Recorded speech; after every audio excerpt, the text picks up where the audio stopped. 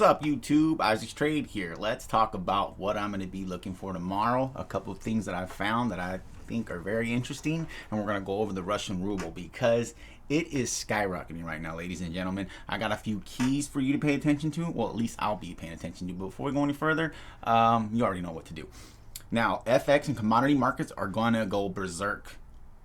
Probably buck wild as soon as the market opens. Expect to see an extreme move either to the upside or the downside. It all is going to depend on how the day plays out.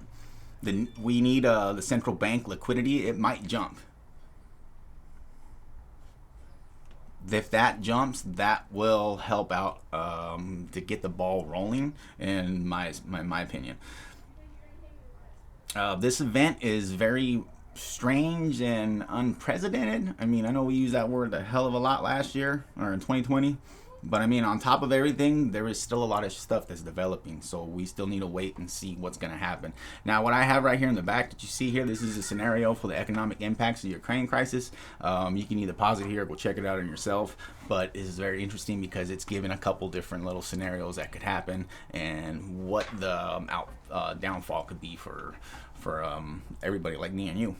Actions over the weekend, Russia, Ukraine said that they have a meeting to talk, and the EU bans Russia aircraft from airports. Russia bans state-owned media and gives weapons to Ukraine. What was it? Putin puts nuclear force on high alert after aggressive statement from NATO. And we also have Powell testimony before Congress. 5 other Fed members. Warren Buffett, he has his annual letter for Berkshire Hathaway. And what else? Well, oh, here, because I was talking about the ruble. If you come and look at the ruble, it is already skyrocketing. Prior to the past couple days, it was chilling at $70. About an hour ago, it literally skyrocketed from $83 to $114.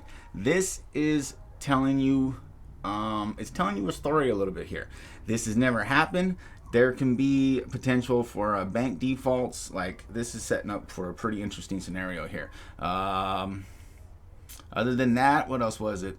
I mean, yeah, what was it? The ruble offshore price hits as high as 200 rubies for $1. Closes on Friday at $2. And what was it? Oh yeah, then OPEC says they will probably stick to their plan of output as the recent jumps in oil prices is due to global tensions and not supply-demand imbalance. There was some company news out there other than obviously the ruble offshore bullshit. We had OPEC, and then the Beijing, they said they put in their vote on the UN Security Council that condemned the invasion, and the UN Security Council voted to hold the emergency session of the General Assembly on Monday. The first time in decades that has happened. That was actually pretty mind-boggling right there. Iraq halted oil output at 2 fields and pumps over 500,000 barrels a day, but it's all unrelated to the Ukraine incident. BP is getting out of Russia and exiting their 20% stake. And then we also have NK resume missile testing on Sunday, which was North Korea. Elon, I mean, he's hooking up Starlink with the Ukrainian people, apparently. I mean, hell, he's doing some pretty good stuff over there. Other than that, we had some other news, which was Ford will halt the F-150 production at Kansas City factory due to chip shortages. And there was a little bit of news on Aquestive Therapeutic, if anybody didn't catch it. But apparently, we got everything's looking pretty good for this. God damn it, what's it called again? The AQST 109 is this isn't the one that I'm waiting for. The one I'm waiting for is the epilepsy drug one. But that is actually pretty good for Aquestive Therapeutic. I haven't bought anything else for it. I was thinking about more contracts, but I'm just going to hang on to what I have and potentially exercise them and get filled and take shares on it. I don't want to chase these contracts because they already are kind of expensive. The time to buy them would have been last week, the following week.